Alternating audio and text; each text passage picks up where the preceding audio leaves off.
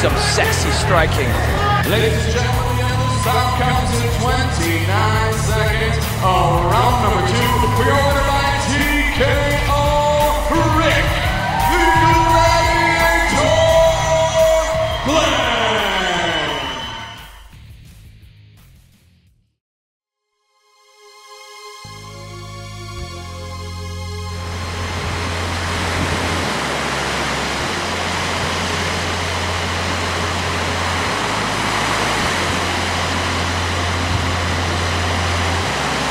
I'm Rick Glenn. I'm from Marshalltown, Iowa, live in Milwaukee, Wisconsin. With my wife Ginny and our dog Zella, training out of Rufus Sports. 12, 2, and 1 draw is my professional record. Since coming up to Rufus Sport, just overall, I became a much better fighter, mentally and physically, and my wrestling has improved a ton, you know, from working with Ben Askren, a good buddy of mine. Also, you know, we played disc golf together, and that's one of my hobbies, and so I'm doing that in the free time, and biking, and just hanging out with some of the other fighters. Biggie and I and some other fighters will get some workouts in, you know, on the side too. You know, whether it's on Sunday or later at night after work, you know, like midnight or 2 o'clock at night, we'll come in and work on some things we need to work on, you know, with the bags or the footwork stuff or conditioning, and just trying to continue to grow and get better. Rick totally has, you know, transformed as a fighter. He was really a grinder. You know, really wasn't, you know, great anywhere, but he was just good everywhere, you know. So coming up here just sharpened his striking. His striking is unbelievable now, as you've seen in his last couple fights. The guy is high kicking people, you know, elbowing them.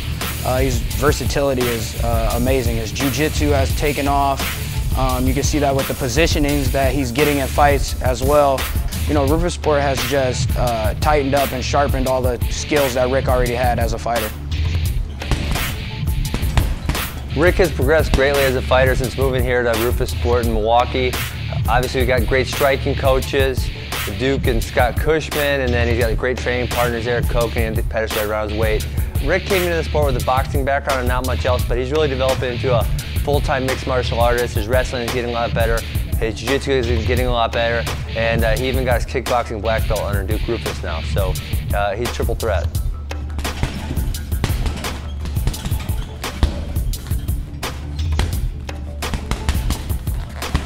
I think Rick is the epitome of a modern day gladiator, man. He steps in there and he's ready to fight. He's gonna bring the fight to you.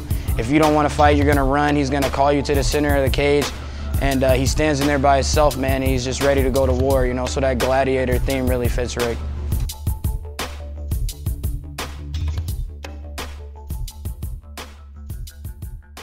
My name is Chris Aiello. I'm the owner, operator here at Workout Boss. I'm a personal trainer and massage therapist.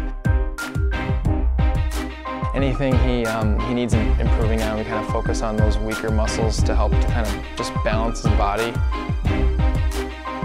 Strengthening his core is a big one, so he can have more power when he torques and does kicks and punches. And then, of course, cardio. So just to kind of making sure that if the fight has to go, you know, all 5 rounds, that he can be just as fresh in the 5th round as he is in the first round.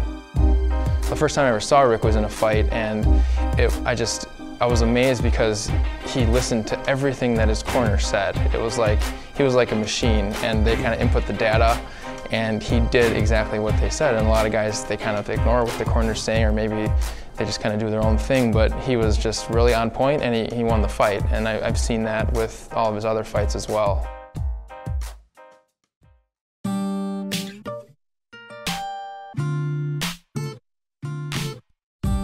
Back home in Iowa, I got into boxing, I think I was 14 in high school.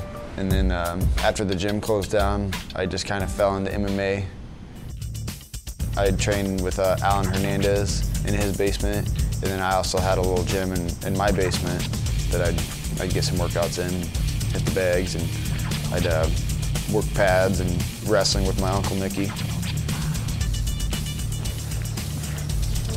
I was gonna show my friends the basement real quick before we left town. They wanted to see it, and so do a little. Yeah. Okay, it's all right. We won't mess around with it. So. Okay, Jenny should be over here sometime soon. Come on. What's up? Okay, this is our old house. Not much.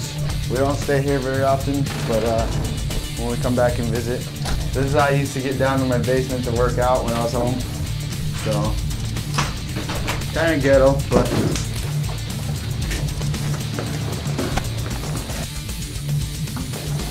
Wasn't expecting to do this. I'll move this out of the way.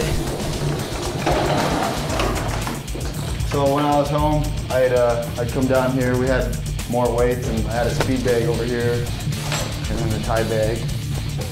So. And I'd move around a lot and hit mitts over here. That's what I had to work with, so I made it work.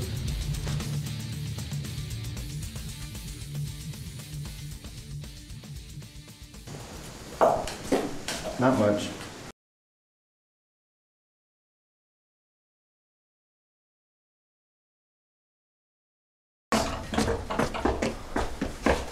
I just got it clean. That's perfect though, you know, it's like keeping it real type thing. Like, yeah. Show where you came from. What's your cat's name?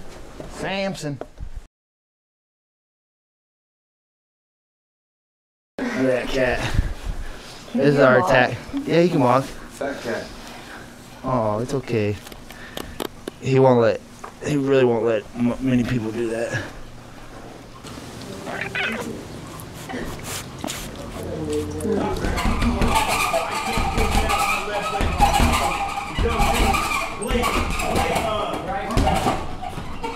Stop the fight. You ain't even know medical examiner. Shut up. You know what I'm saying? Get it. That's how like run this out. 10 seconds left. Literally. I'm probably getting that took him almost 7 seconds.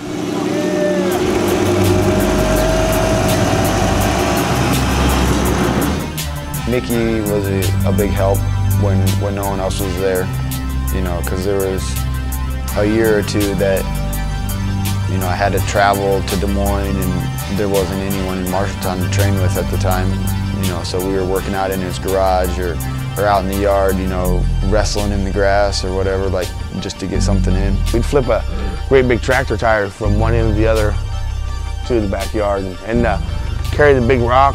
We had a great big rock down there we used to kick up and carry it. We used to work out. And I had a speed bag, a heavy bag and stuff in the garage I used to, so. He'll make it to the UFC someday. When the time's right, he'll get there. Rumor Sports Bar in Marshalltown, Iowa put on the fights of my last fight, and my friends and family got to see it, and that was awesome.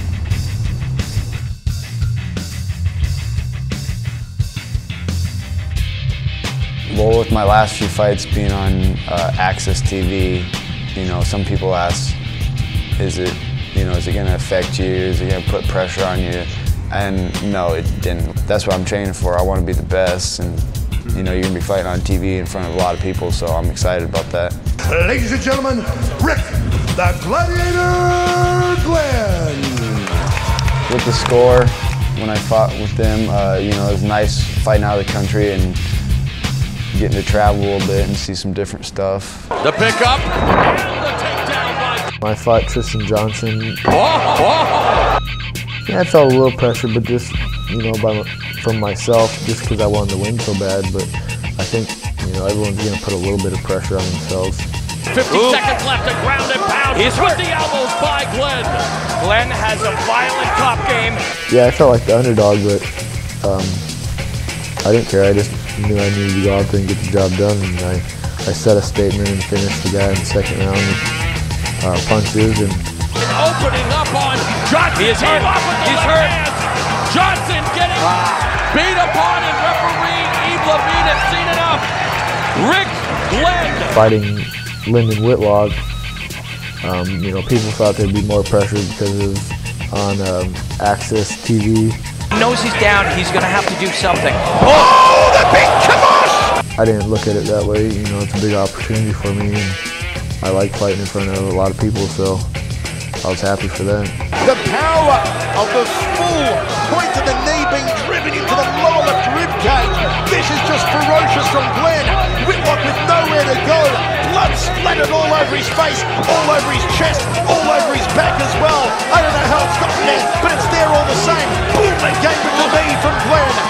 This is just painful to watch.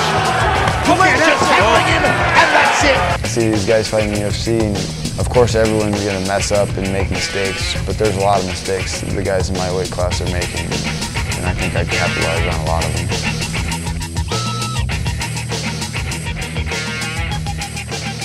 Before, I think it was my last amateur fight, I was walking out and I'm behind the curtain and they announced, Rick, the Gladiator Glenn.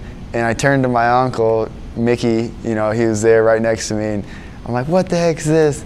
And he had went to the promoter before, or the announcer right before the fight had started and told him to put down the Gladiator because my fighting style was calm and, you know, but I went after the kill.